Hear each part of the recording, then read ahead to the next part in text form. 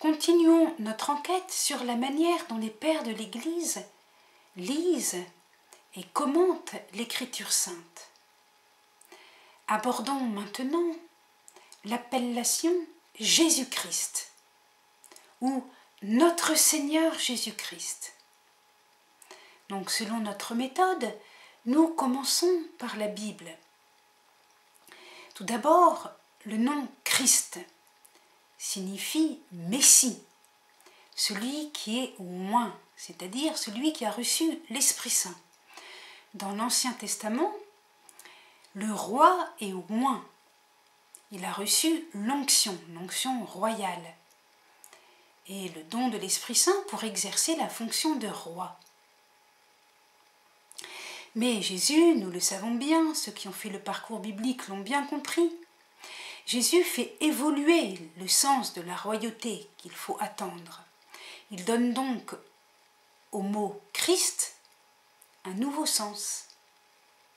D'ailleurs, dans les évangiles, Jésus se laisse appeler Christ, mais il dit aussi, par exemple, « Je suis », le nom extrêmement mystérieux, qui est le nom de Dieu révélé à Moïse au buisson ardent, que l'on peut traduire par « Seigneur » ou « Adonai », ou si on prononçait à la française les lettres hébraïques, ce qu'il ne faut pas faire, on dirait Yahvé, mais il ne faut pas dire Yahvé, il faut mieux dire Seigneur.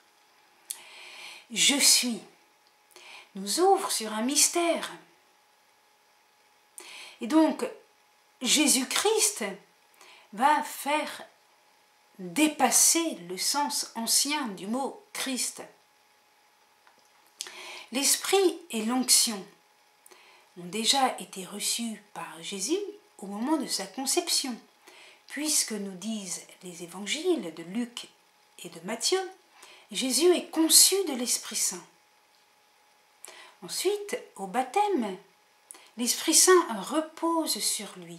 On a vu que cela signifiait que les puissances de l'Esprit Saint avaient trouvé leur but et que Jésus avait la plénitude de l'Esprit Saint. Non, il n'est pas devenu le Christ au moment du baptême, il l'était déjà à la conception.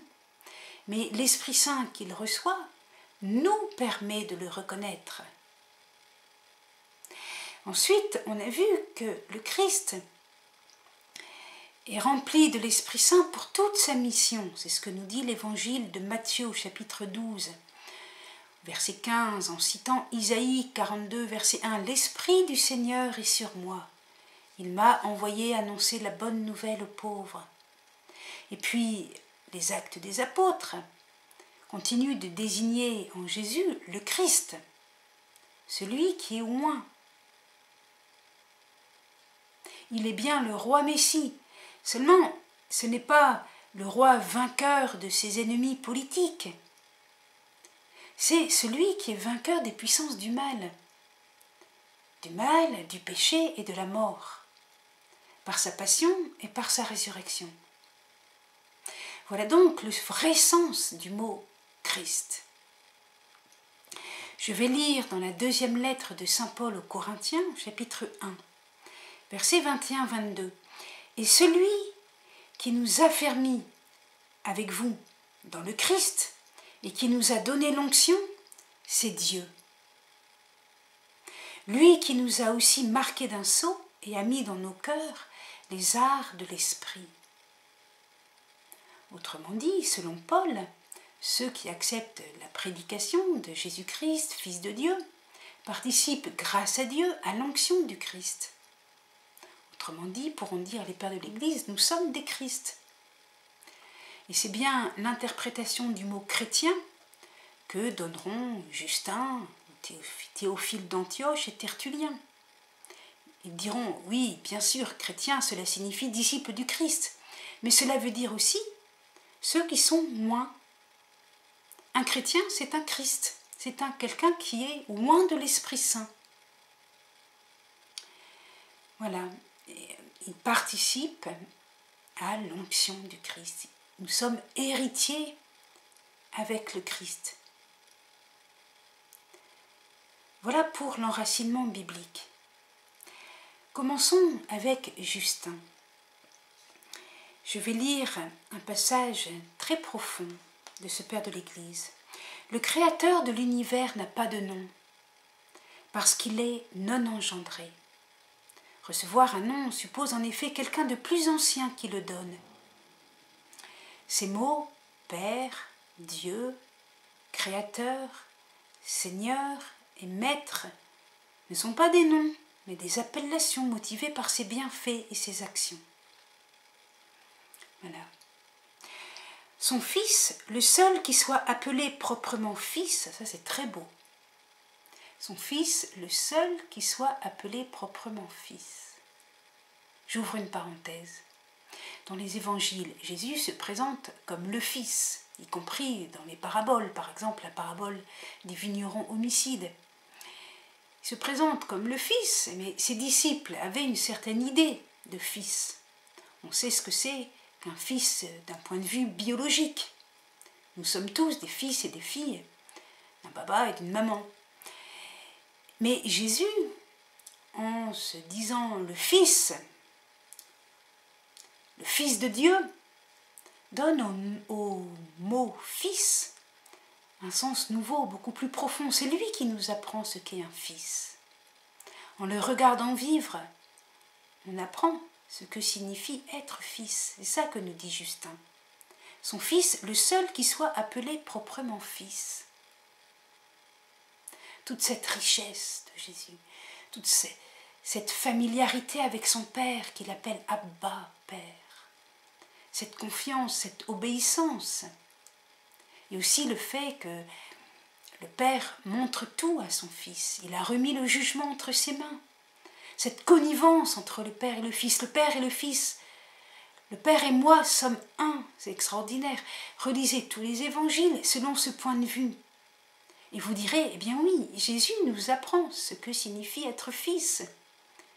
Ce que signifie unir notre volonté à la volonté du Père créateur, qui est notre source, qui nous vivifie. Bon, continuons. Son Fils, le seul qui soit appelé proprement Fils, le Verbe existant avec lui et engendré avant la création, lorsqu'au commencement il fit et ordonna par lui toutes choses, est appelé Christ, parce qu'il est oint, et que Dieu a tout ordonné par lui. Ce nom même a une signification mystérieuse, de même que le mot Dieu n'est pas un nom, mais une approximation naturelle à l'homme, pour désigner une chose inexplicable. Jésus est un nom qui signifie homme et sauveur. Voilà. Donc Jésus, c'est un nom qui signifie homme, et Christ nous ouvre sur le mystère. Le mystère de l'onction, le mystère de l'Esprit Saint, l'Esprit de sainteté.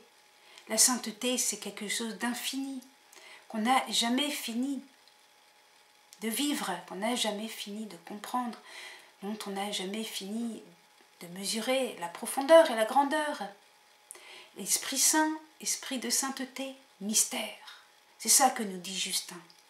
Il est en train de nous dire, Christ, ça nous ouvre sur l'infini de la sainteté divine.